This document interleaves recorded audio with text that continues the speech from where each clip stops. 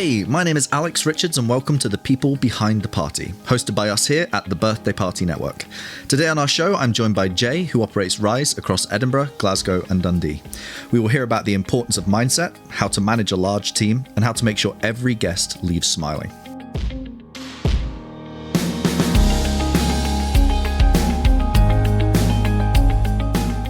Great. Well, Jay, welcome to The People Behind the Party. Do you want to just kind of introduce yourself? Yeah, I'm Jay Fairgrieve, Associate Director at Ryze, manage the 3 parks for all the birthday parties, the experience, everything, just making sure everybody has a great time. Amazing. So Ryze has been in Scotland for how long now? Just over 3 years. 3 years. And what's kind of the story of how it all began? Because I know it was kind of an interesting... For you, it was an interesting kind of introduction into the world of Ryze.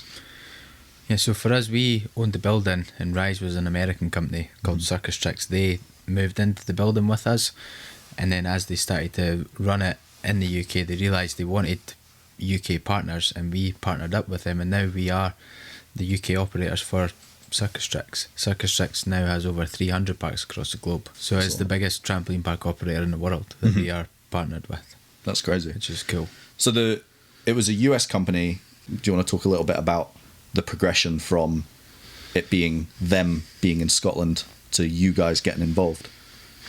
I think businesses run differently all across the world. So the American way of running businesses is different to running it in the UK. You need different standards, different rules, different procedures. They were trying to run a business with American rules. We had the UK rules, so they needed our help to go in there and help them get that sorted. When we first opened, there was only 8 parks. Now there's over 200 in the UK within That's 3 crazy. years. It's been crazy inflation. It was. Well, it kind of came on like a wave, didn't it? Because I remember Ryze being one of the first in Scotland. Do you know, were you the first in Scotland? I think we were in the first 3 anyway. The first 3. Yeah. Because I remember it coming to Edinburgh and it being like, whoa, like, there's a trampoline park open. Like, this is an American thing. Yeah. And all of a sudden it's like, wow, this is an Edinburgh. It was crazy. People parking all up the roads outside the place and everything. So you've got 3 parks now. Yeah. So you started with one in Edinburgh in 2014, I think it was. Okay. And then Glasgow opened just after that, and then Dundee we just opened in September last year. Okay. And so what kind of led you into the world of trampolining? For me, I was a joiner, first of all, very overweight, started to lose weight. Realised that when I put the work in, I can achieve something myself. I then went into construction management, enjoyed that, but it was not quite the path I wanted to go. I then got the opportunity to work in management in Ryze, and it just took off since there. Loving it. Yeah. Really, really enjoy it. Must be quite a challenge to come from that background, because it's a very different, like, joinery to trampoline management. Wouldn't be like the natural progression. Is there like... do you see transferable skills between the two? I'm definitely glad I've done that, because I learnt a lot about, especially with working with tradesmen, their attitude towards work, and then going into the other workplace now, managing people, learning all their tricks about how not to work and how to get away with not doing things. I can then realise when people are trying to do it to me, because I've not just went straight into management. I've worked my way up in a different trade, but still. So plus I can fix things a lot easier if there's little things broken, or I know who to contact, because rather than just being stuck, if you'd only worked in the trampoline business, if the wall did break, you wouldn't know who to call, or you might get ripped off on the price. So. Yeah. So even just having that understanding, I suppose as well, it's good for my mindset that you start with nothing and you build something up. That's what I learned in joinery. You do have to build it yourself, and you build it till it's done. And then putting that into business when I'm creating procedures or new systems, building the birthday party system, you have to start with nothing and create it. It helps with the creativeness. That's really, because you wouldn't, that isn't like something you'd assume from, but yeah, you're right. Like that concept of the journey and getting it finished in joinery would be kind of fairly obvious, because like, well, I've got building a house, finish it. like I'm not just going to leave it. Whereas I think so often in business we can start a project with enthusiasm and excitement, and then you just never see the end of it because you get distracted, or there's kind of something new. No, I love the joinery. It's a much different business, because in the construction you build it and it's done, whereas in business you build it and you have to nurture it, keep it going, tweak it. Like, it doesn't just stay as it is. You don't move on to the next thing when it's done. You have to keep consistent. Yeah. We've spoken a wee bit before about the importance of mindset. And that's been really intriguing, because when we first met, it was cool because we're similar ages, just 1 or 2 years different.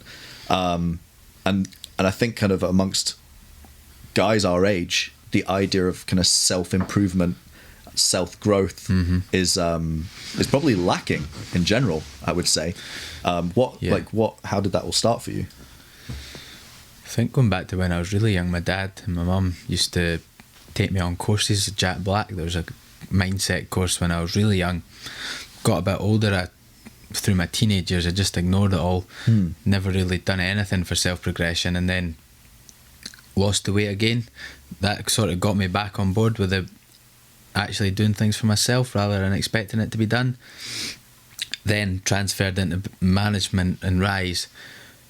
Went full steam ahead in that, but I let my weight slip. So just last year I realised, right, I need to get back on track at everything, and I really spent a lot of time reading and learning about habits and discipline so that I can keep myself learning every day. Set myself a habit to read every single day. So yeah, I cannot go without learning now. It's the only thing that keeps me going. It's so interesting that it's like related to your weight. Yeah. Do you know what I mean? It's progression, really. Yeah. That is the biggest thing that I realised. If I can shift that, I can do whatever. But until then, I was kind of reading goals, just reading a goal that I will be my target weight, but not putting the work in to get there. And then you realise, right, you have to put a system in place to get there, to actually take you to the goal. Just wanting to do it is never going to work. The way I look at it is everything comes down to your habits. If you do it daily, you are going to get better.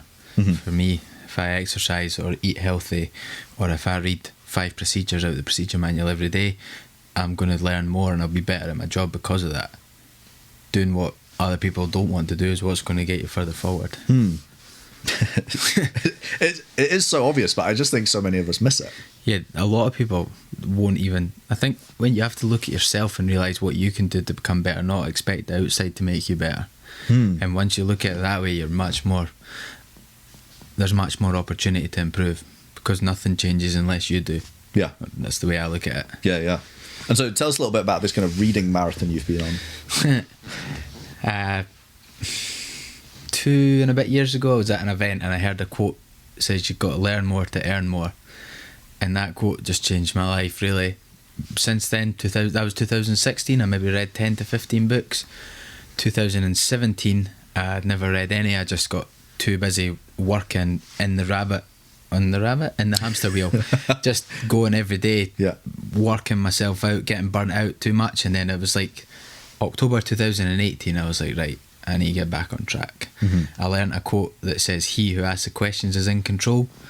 Now, what that meant to me is, in the managers' meetings, asking, what have you guys actually learnt from this? They can tell me, rather than just saying, did you understand that? They say, yeah, we all go away thinking everybody's got it, but nobody's got a clue what to do. It was a big revelation for me, how to actually ask questions in every meeting so that you get the best outcome, rather than just trying to tell everybody what you know. So then from that was like, right, I need to start learning more about management and leadership. Started reading. I read about 18 books from October till New Year. I then set myself a goal to read 120 books in a year, because I've seen a thing saying the average CEO of a business reads 60.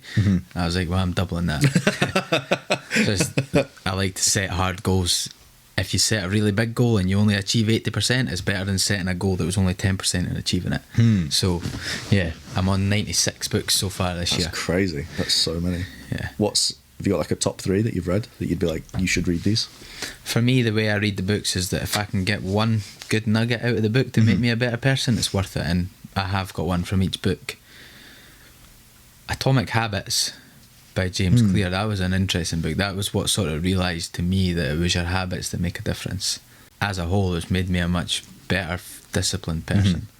There's one book I've been reading just now called The 360 Leader by can't remember who it's by, but the concept is that within an organization you have the head of the organization or the leader or the CEO or whatever, but in every organization you have a 360 leader, and that person is the person that holds the most influence over everyone.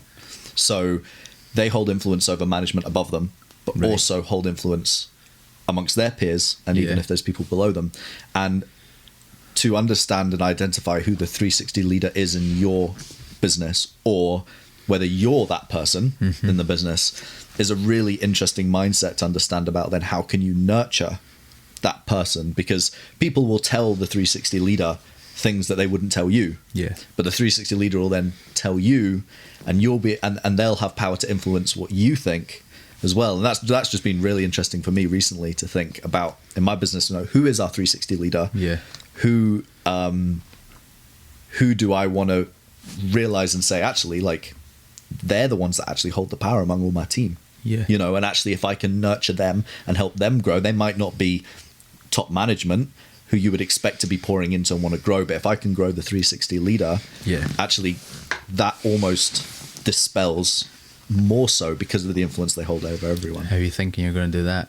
Well, good question. I don't know. I think I was chatting with Ashley, our ops manager, who interestingly I don't think is our 360 leader, because I think that would be the natural assumption, would be like, well, I'm the owner and the director, and then we have Ashley who kind of runs the ops, and then we have a group of, I don't know, maybe there's about 15 of them, I think, kind of ad hoc staff. And I was thinking, you know what, actually I don't think Ashley is that person, because she is almost, a lot of our ad hoc team have very little contact with me.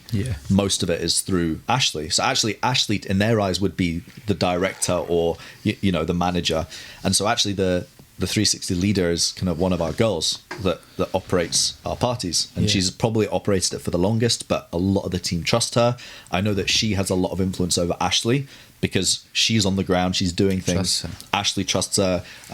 So it's kind of interesting then to say, well, okay, so how do we pour into her and encourage her to grow in who she is, because ultimately that will dispel into others. So I think the tactic I'd use is one we were talking about previously, about your encouragement about trying to get your team to read books. Do you want to talk a little bit about that?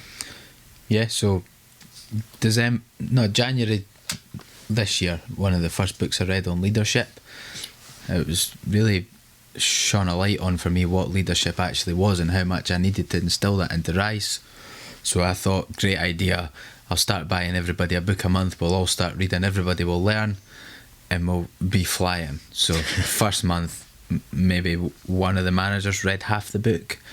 The second month, nobody even read them, and by the third month I was like, there's no point, they're not going to want to do this.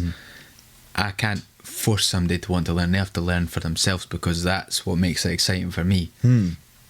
So started making my management meetings better, asking them self-development questions. What's their main focus to learn on for the week? How can they improve?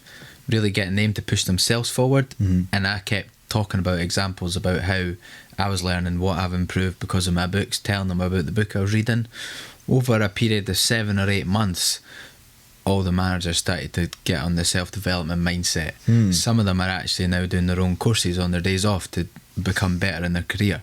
Other ones are listening to audiobooks, others are reading. They're now recommending me books and coming to me and say, oh, I learned this, it's brilliant, I think we should do this. So 7 months is what it took me for 6 managers. Now it will be different for every team, but for me that's what it was, and is such a difference now that they're all positive and actively seeking ways to fix problems rather than just thinking it will go away. It's made a massive difference. 2 of the managers have actually stopped smoking since this year, since they've been on the self-development, and from books that have been recommended about habits, they've put in their own new habits to get rid of smoking. That's crazy. Other ones are tracking their calories, really try and push all the managers to be the best version of themselves, no matter what area it is, if it's work or personal. The fact that they can stop smoking, or someone's advancing their career doing an extra course, or the other one's trying to look after their body, it's just, that's amazing for me. It's all about the self-progression. So you have 6 managers. And so is that 2 managers a park? There's a park manager and a manager in each park. And And then how many ad hoc staff or not ad hoc? How does your... We have, each park has two managers, and then we have shift leaders between 3 and 4 per park. Okay. And then we have flight crew, which includes party hosts, interactors on park, the till staff. All is done by flight crew. And there must be hundreds. Yeah, there's between 120 and 140 staff. Wow. Yeah. That's a lot. And then we have head office as well, which is 4 staff. Yeah. Which is good fun. Yeah. So yeah, it's interesting. I think now the self-development, just finishing on that as well, because the managers are now doing it, they're putting it onto the shift leaders, and it's travelling right through the team. Everybody knows that they're there to get pushed forward. It's in all our procedures to make the best out of people. We have procedures on how to coach people effectively so that they know how to do their job best, rather than feel like they're getting faults picked out, they're getting improvements pointed out. Wow, that's crazy. That's such a big team. Yeah. And to be able to, as you say, like if you can drip feed in the wisdom and the habits and the processes in the top, ultimately it will distill. And it's hard work, but it's definitely worth it. The park setups, they've kind of expanded. The Edinburgh one, at least, you've had you open with the main hall, and then you added on. Yeah, we added on the Extreme Zone 2.0. We have walk the wall trampolines with glass walls. So you actually bounce on your back and you run up and down the wall. You can do loads of tricks. We have ninja assault course, airbags that you can jump off like a stuntman from the ledges, gymnastics, air mats. We have like assault courses. It's really good fun. And what was the process in which you were like, okay, we need to add more? I think it was trampoline parks were good, really fun, but as more and more people opened, they just had trampolines. Ryze, we worked to be the best extreme air sports parks in the world, so we had to expand our equipment so that we weren't just the same as everybody else. The walk the wall stuff's kind of funny because it's kind of a strange sport. Hey, like it's for us, we used to do BMXing. We had the skate park before the trampoline park. Okay. So extreme sports is really good fun, and going back to that progression, that's a really good thing for progression. Nobody else is making you better at walk the wall apart from yourself. It's good for your mindset pushing forward. If you can't do something, practice, you will get it. Even in the whole trampoline park, nobody is bouncing for you. So if you learn to do a star jump, or you learn to jump over one trampoline to the other, you've achieved that yourself. Yeah. You can then transfer that into your school, your work, anything. If you work hard towards something, you can do it. It's actually ridiculous how much you you attach almost everything to becoming better.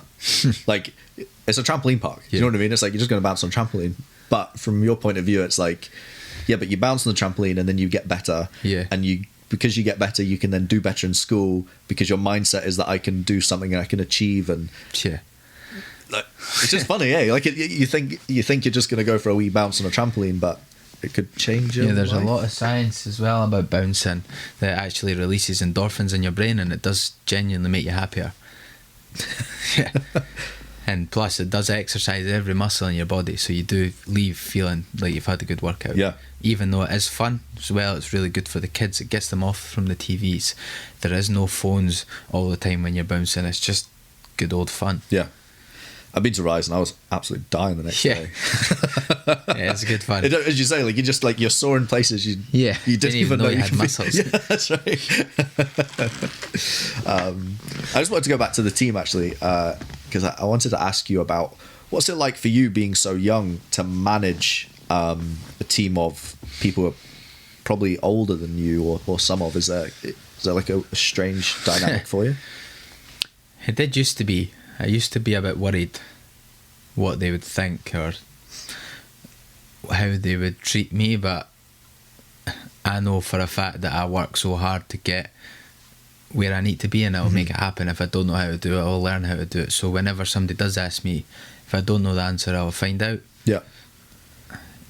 I'm more than comfortable now that I am doing a good job. Can always do better, but I'm not worried about that now. I did used to be when I was younger, or when I first started. I think it's more just confidence. Everybody, to an extent, is bluffing it.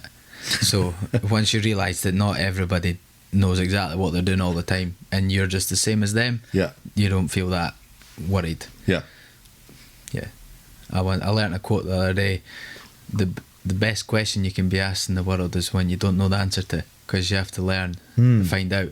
So if I do get asked a question I don't know, it doesn't faze me. Just say, leave it with me, I'll get back to you. I teach that with the team as well. If their flight crew ask the manager a question they don't know, there's nothing wrong with that. Just say, let me know and I'll get back to you. They then know that they can rely on you to get a good answer. You don't have to know everything in the top of your head.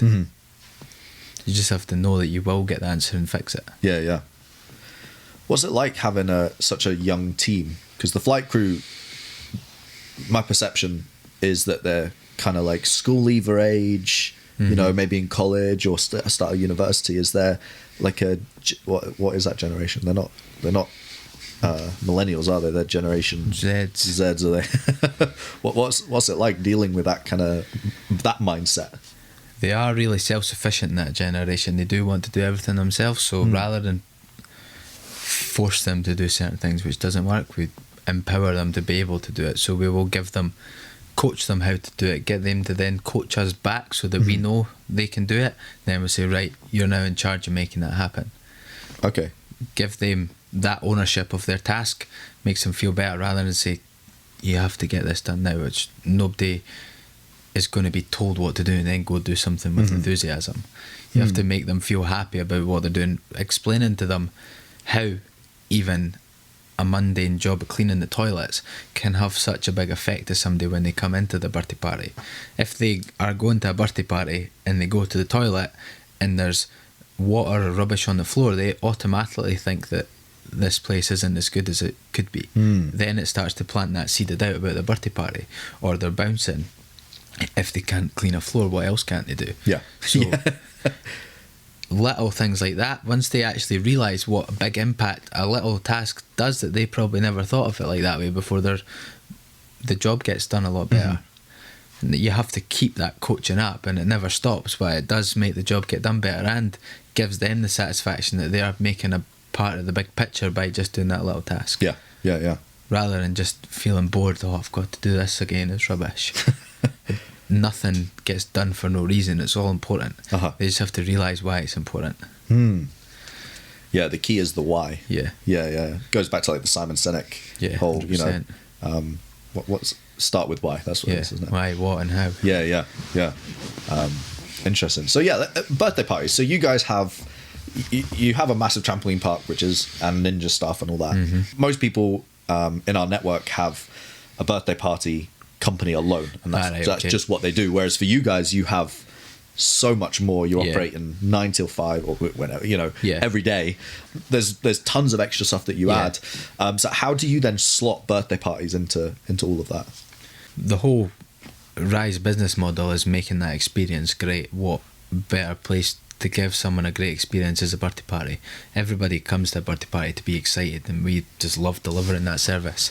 Ryze birthday parties, all you have to do is book it, turn up at the door, and you can relax. We take care of the rest. There's no stress for the parent or the kids. The parents get to relax. The kids get a party host to take them on the park and have fun with them.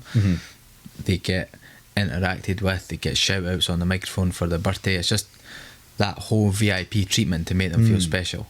And we get so many good reviews. Everybody loves it.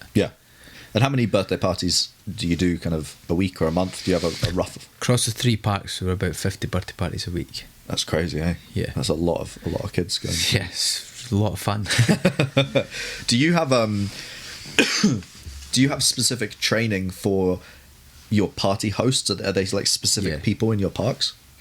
Yeah, so we have party hosts in the park. We have systems that they get trained on. There's a very detailed system for how to actually hold a party. We then have a checklist for the party that summarises what their training is, so that they know every single part.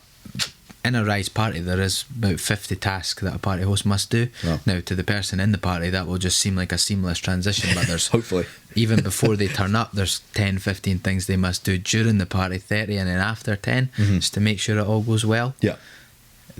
the actual party parent or the kids will never even notice any of the things, but it's all the little details that we make sure are working right before they come that make it brilliant. And that's the difference between Ryze and other trampoline parks. You know, it's that process. Attention to detail. Yeah. And I guess you have to do it because, as you say, like when you started there was 8 and now there's 200.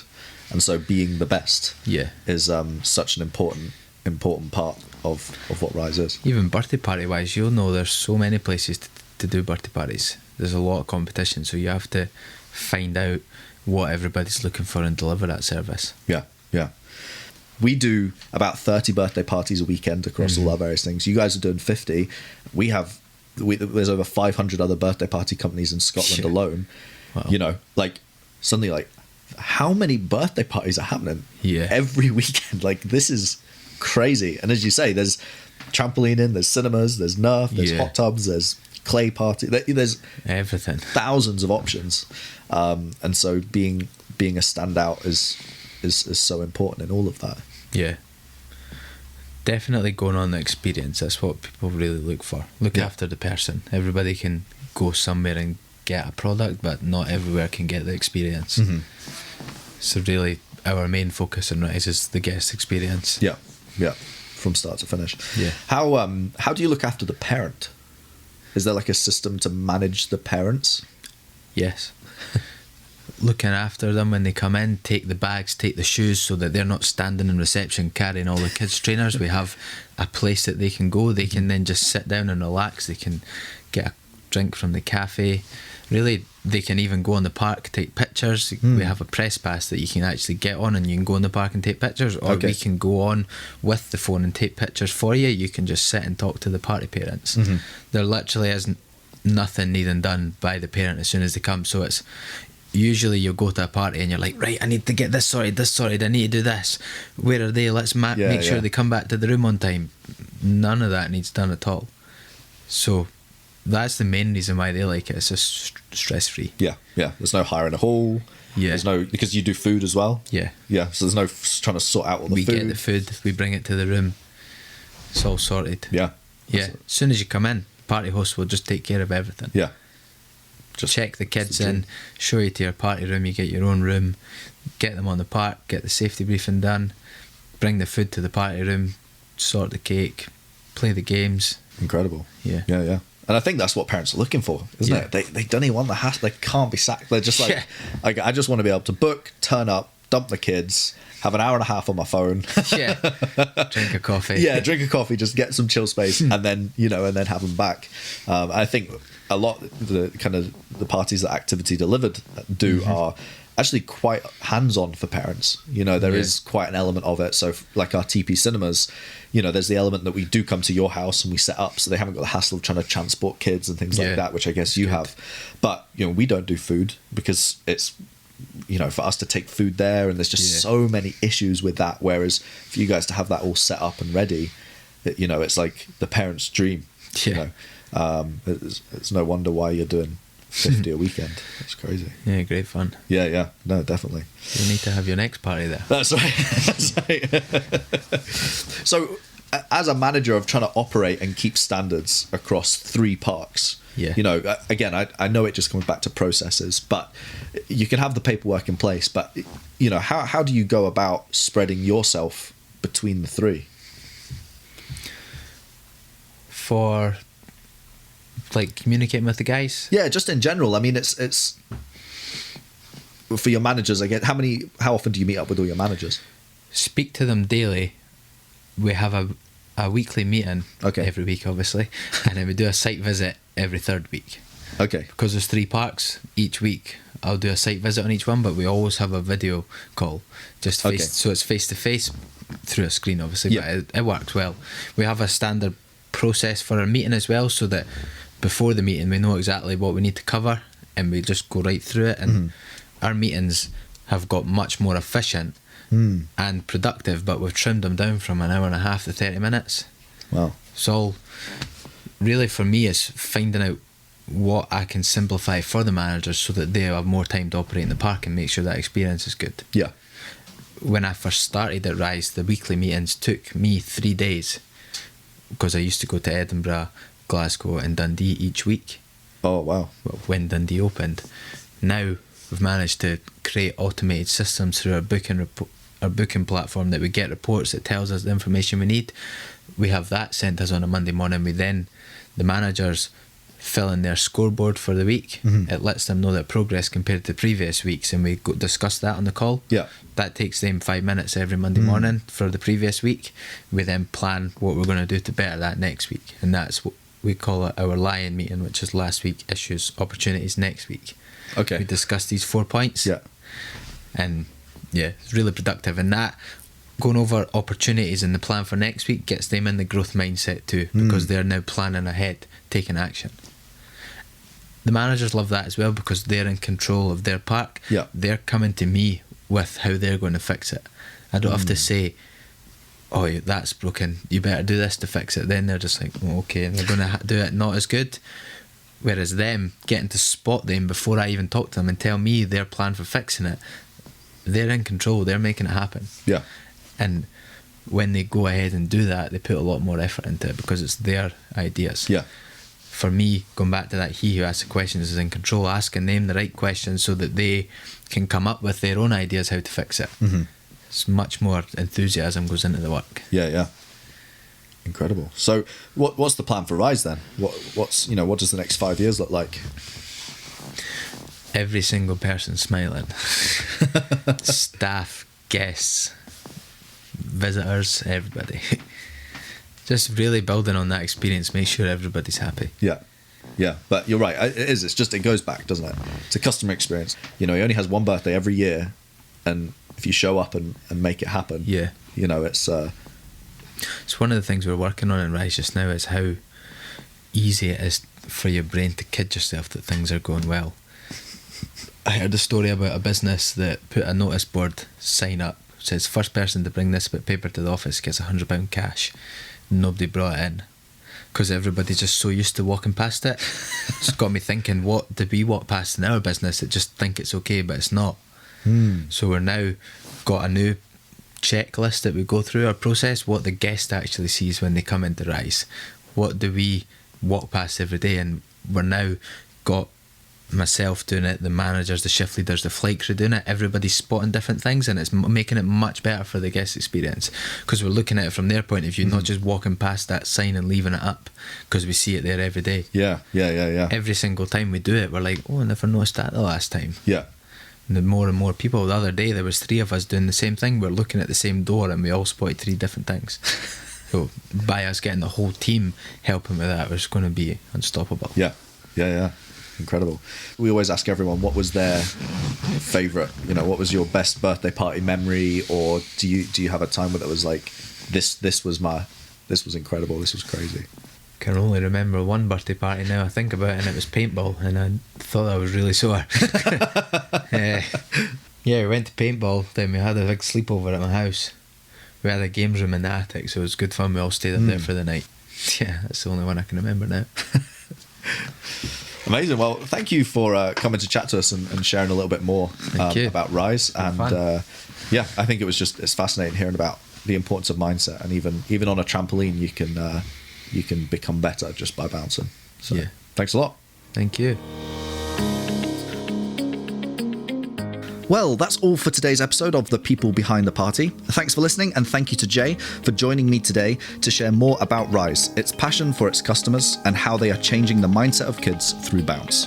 Join us again soon, as we will be meeting another person behind the party and finding out all about their business too. If you haven't checked out the Birthday Party Network yet, then I would encourage you to head over, where you can find a place jam-packed with loads of help for you to grow your own birthday party business. Speak soon.